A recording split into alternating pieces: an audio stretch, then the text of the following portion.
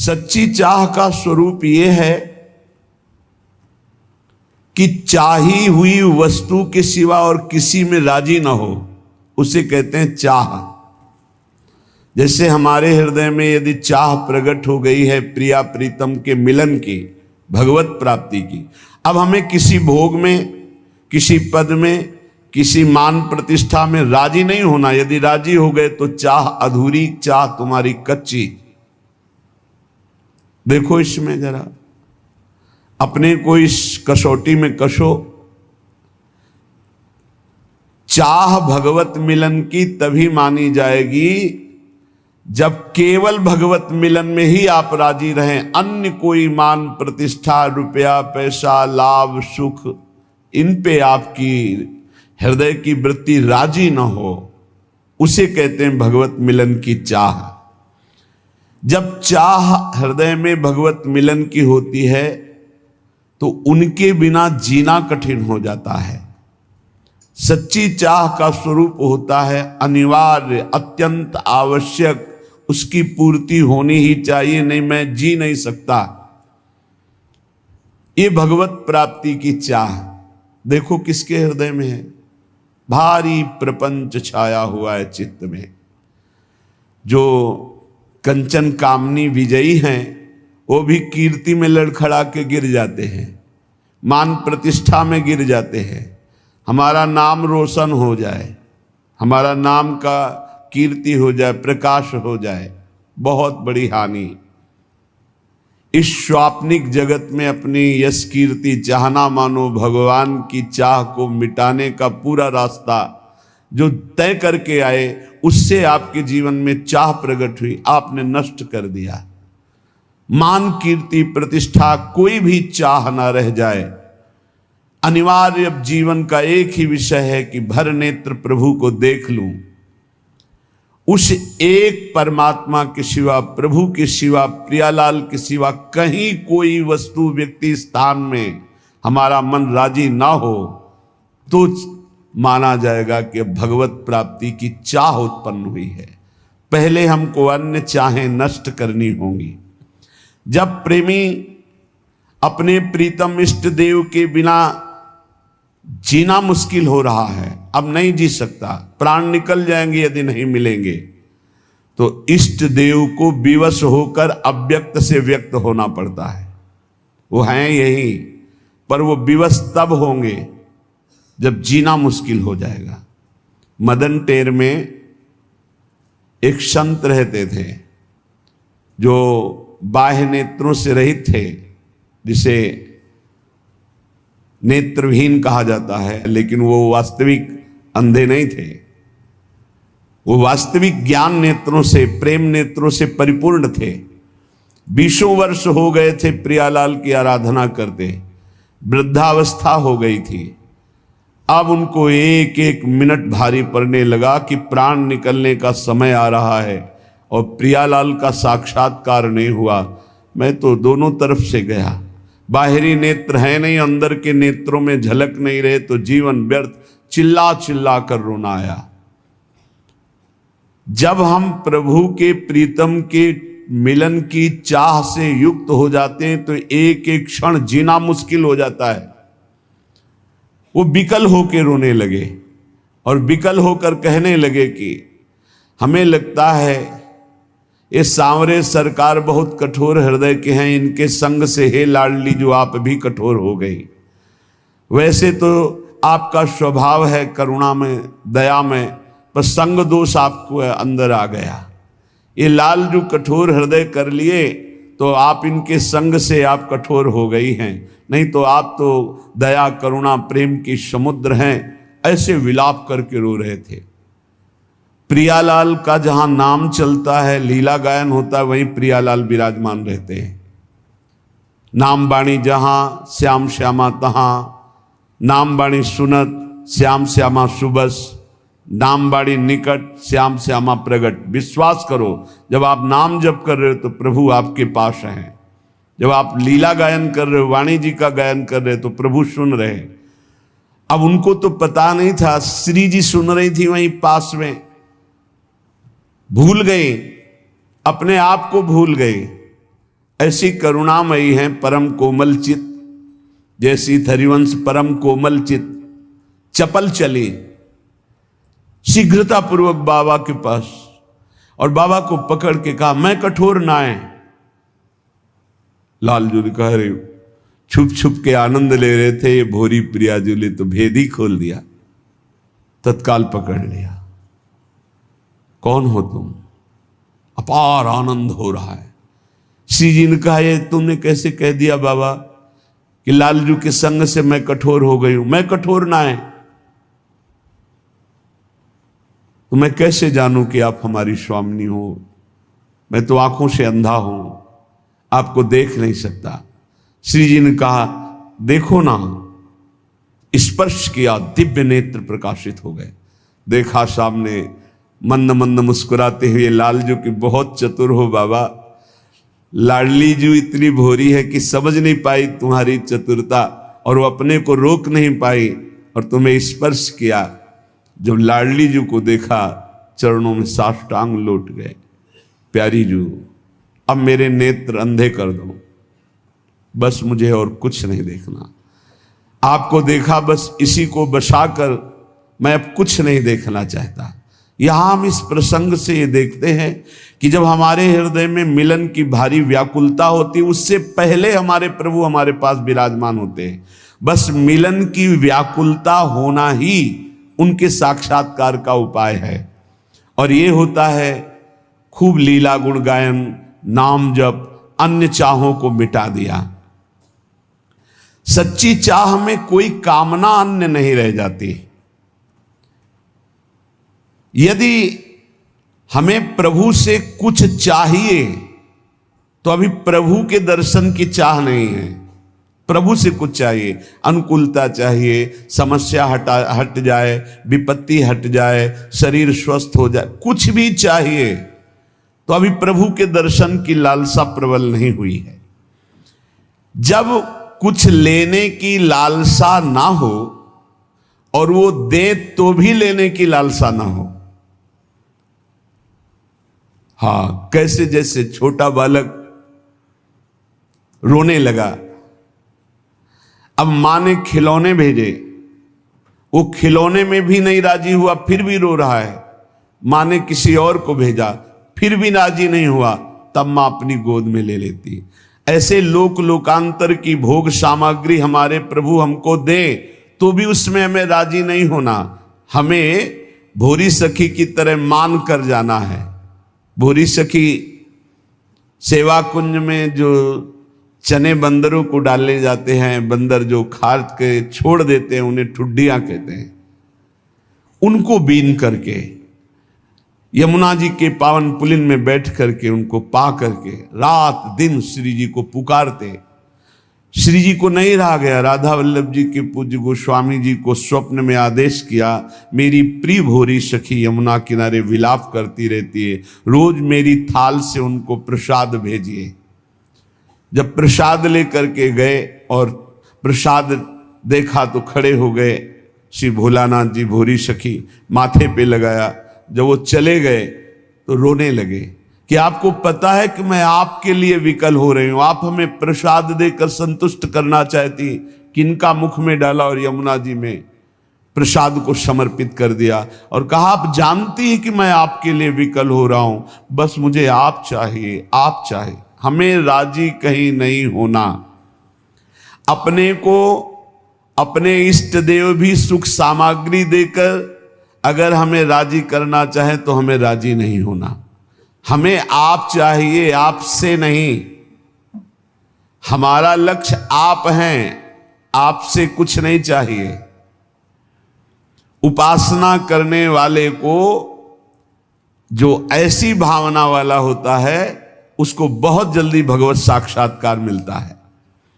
भगवत प्रेम की अपार वृद्धि होती है जब ये बात होती कि आपसे भी कुछ नहीं चाहिए, आप चाहिए। दर्शनानंद का यथार्थ लाभ उसी को प्राप्त होता है जिसके अंदर ये विकलता होती है मिलन की। चाह को बढ़ाने का एक सरल उपाय और सफल उपाय है। पूज्य भाई जी श्री हनुमान प्रसाद पोद्दार जी कह रहे हैं जब तक आप भोगों को अनित्य मान करके उनका त्याग नहीं करेंगे, तब तक ये चाह बढ़ेगी नहीं।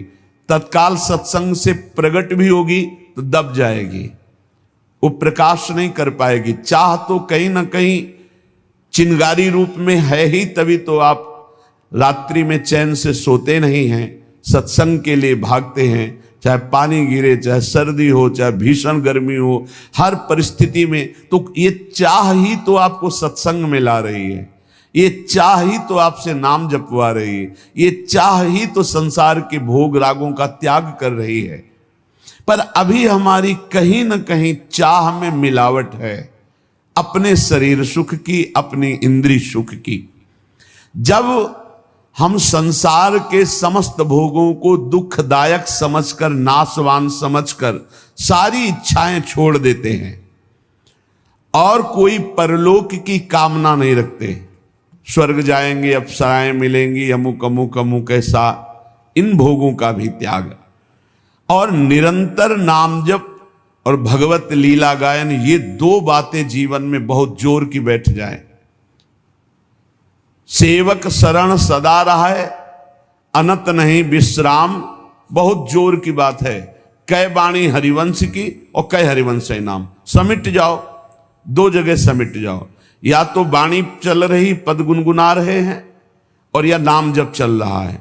और संसार के समस्त भोगों को अनित्य जानकर उनकी तरफ से उदास हो जाओ। नहीं भोगना, नहीं सुख है, चाहे जितना आप संसार के भोगों को एकत्रित कर लो, भोग लो, परिणाम में दुख, अशांति, चिंता, शोक, भय यही बना रहेगा। जब उपासक समस्त भोगों की वृत्ति का त्याग करके एक एक वृत्ति से भजन करता है, भगवत चिंतन करता है, भगवत लीला गुणगायन करता है, तो उसके अंदर विरह प्रकट होता है। ये आग होती, आग, विरहाग्नि। ये भगवत विरह एक ऐसी दुर्लभ स्थिति है जो किसी किसी महान सौभाग्यशाली को प्राप्त होती है। ये सबको प्राप्त नहीं होती, सबको हो सकती है, पर इस कोटि का त्याग कोई नहीं कर पाता।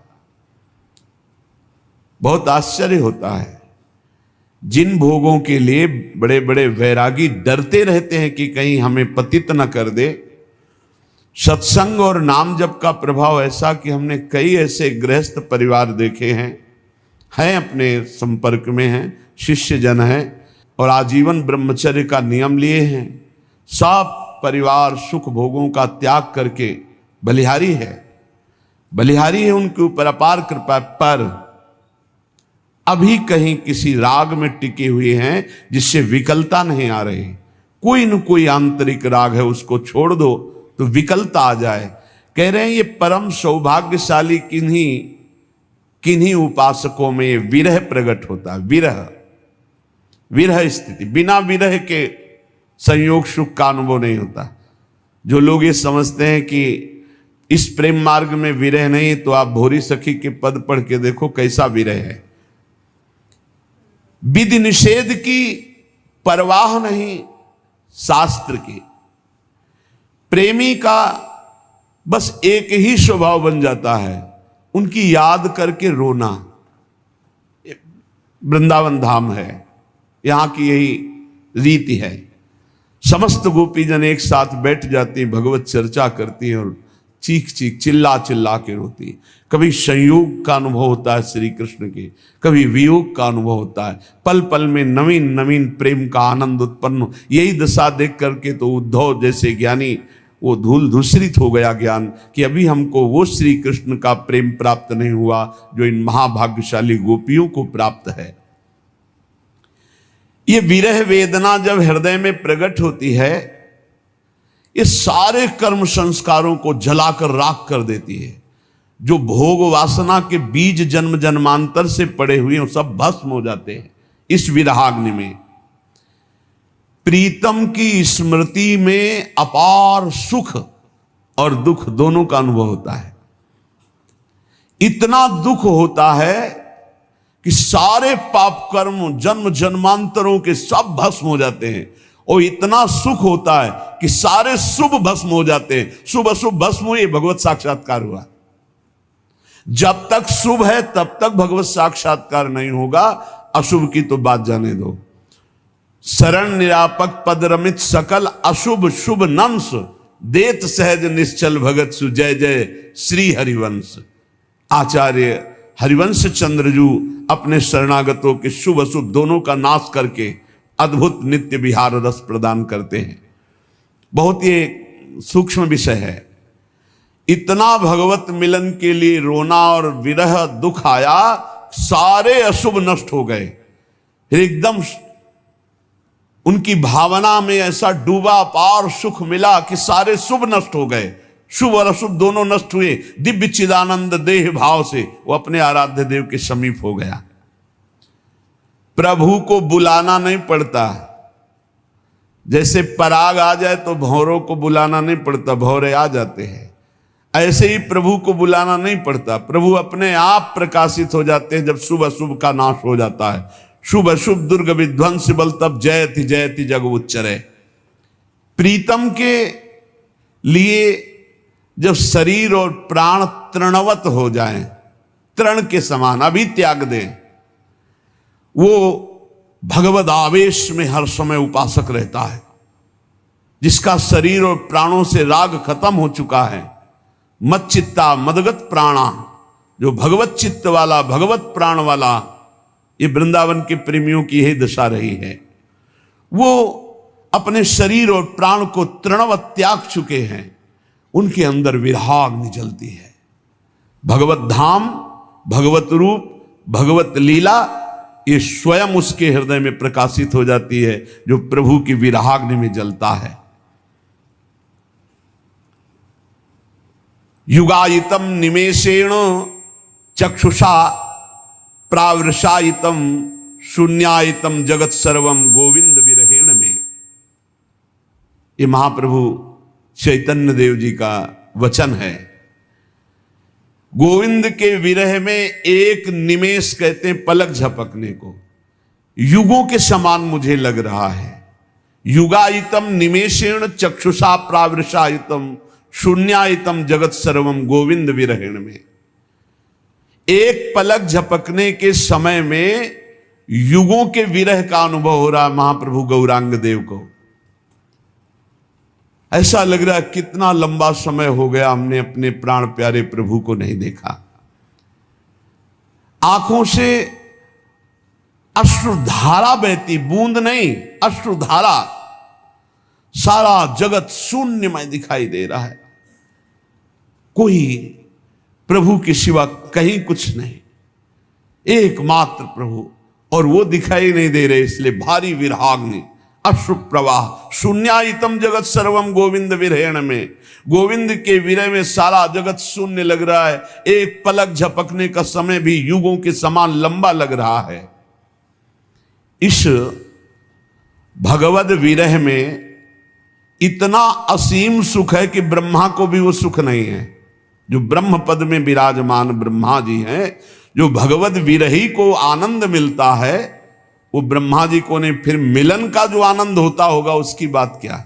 जिस दुख के सुख की समानता ब्रह्मा जी के पद में नहीं है, ब्रह्म परमेष्टि पद में, फिर उस सुख की समानता कहां की जा सकती है जो अपने प्रीतम को दे। निर्खत नित्य विहार पुलकित तन रोमावली, आनंद नैन सुधार, यह जो कृपा हरिवंश की। त्रपित न मानत नैन कुंज रंध अवलोकितन, यह सुख कहत बने न, यह जो कृपा हरिवंश की। विरही को जो परमात्म सुख प्राप्त होता है वो परमेष्ठी पद ब्रह्मा को भी नहीं प्राप्त है। ये प्रेम शून्य विषयी पुरुष इस बात को कैसे जान सकते हैं। वो अनुमान भी नहीं लगा सकते कि ये क्या चर्चा कर रहे हैं। विरही जलता है प्रभु के मिलन के लिए, पर उस जलन में महान शांति महान आनंद होता है।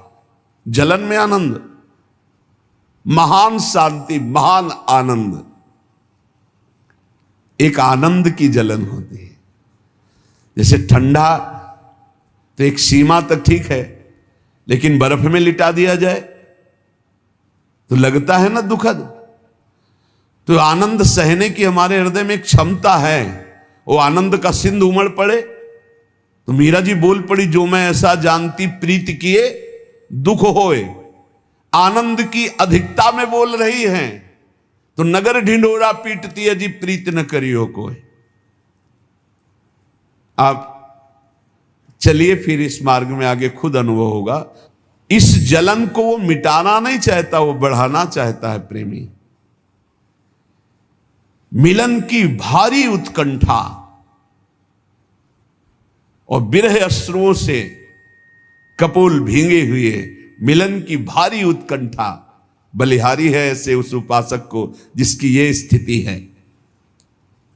हा प्राणनाथ, हा प्रीतम, हा युगल सरकार, इस तरह वो एकांत में कराह करके रो रहा है। ओहो कितना स्वादिष्ट है ये कराह शब्द।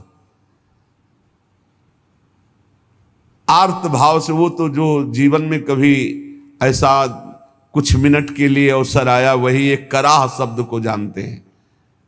पीड़ा में तो सब कराह रहे हैं, अपने मन के प्रतिकूल परिस्थिति में सब रो रहे हैं, लेकिन प्रभु के लिए कराह, हा किशोरी जो, हा लाडली जो, अब जिया नहीं जा रहा। ये बलिहारी है। ऐसे उपासक से वायु स्पर्श करके अन्य शरीरों को छू जाए तो निष्पाप कर दे, ऐसे महान पवित्र होते हैं।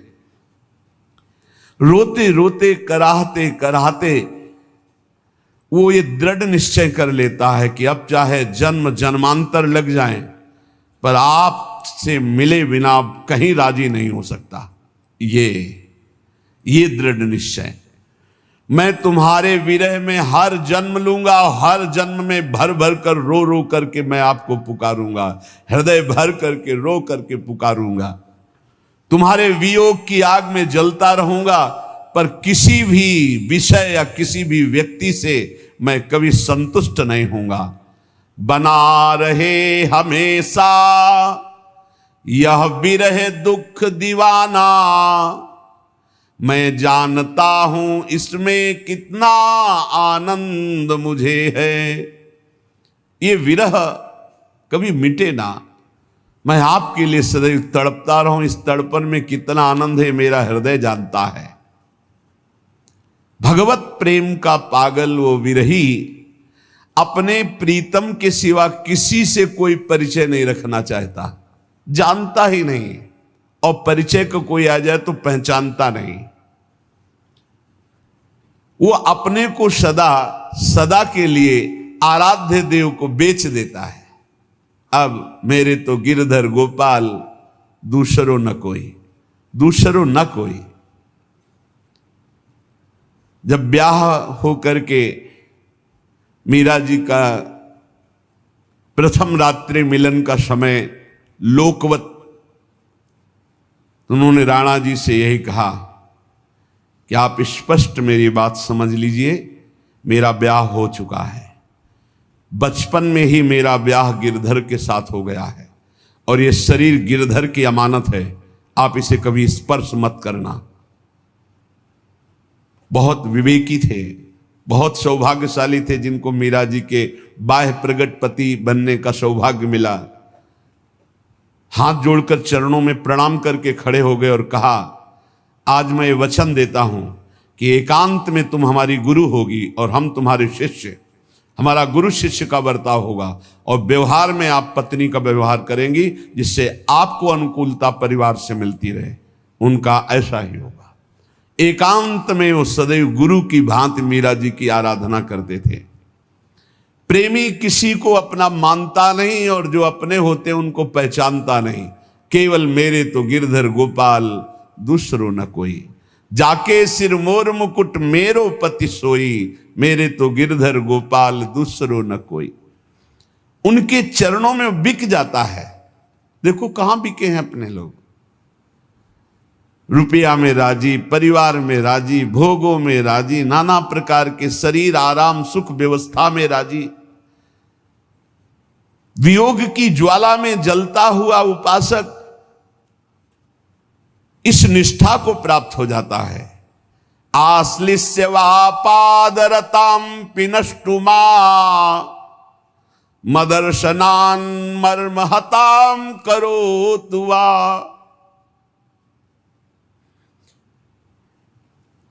यथा तथा वा विदधातु लंपटो मत प्राणनाथस्तु सएव नापरः। वो चाहे मुझे अपने निज जान करके गले लगा ले, या वो मुझे पैरों से मारकर चरण मारकर ठुकरा दे, तो चल मेरे योग्य नहीं। आश्लिष्य वा पादरताम पिनष्टुमा, ये मेरी विरहाग्नि में जलने वाली निज जन है ऐसा जानकर गले लगा ले, या चरण मार के ठुकरा दे, तू मेरे योग्य नहीं। पादरताम पिनष्टुमा मदर्शनान मर्महताम करोतु वा, कभी मुझे दर्शन न दे। उनकी विरहाग्नि से मेरे मर्म स्थान जलते रहें, परंतु यथा तथा वा विदधातु लंपटो मत प्राणनाथस्तु सएव नापरा। पर मेरे प्राणनाथ आप ही रहोगे, दूसरा नहीं। चाहे मुझे लात मार के ठुकरा दो, या अपना जानकर गले लगा लो, या कभी दर्शन न दो, मेरे मर्म स्थानों को विरहाग्नि जलाती रहे, पर मैं आपको ही अपना प्राणनाथ मानूंगा। माना है, मानते रहेंगे। आप जैसा चाहो वैसा व्यवहार करो, ऐसी निष्ठा आ जाती है उपासक के हृदय में। आपको यदि कभी भी ऐसा स्वाद मिला है तो आपका हृदय बहुत पवित्र हो रहा है। क्या स्वाद? एकांत में बैठकर प्रभु की याद में रोना आया है। एकांत में, सभा में तो कभी कभी सात्विक भाव सभा में प्रकट होते हैं तो दो चार बूंद अश्रु निकल जाते हैं, लेकिन इनका कोई खास महत्व नहीं। महत्व है एकांत में, आपको कोई देख नहीं रहा और फिर आप अपने प्रभु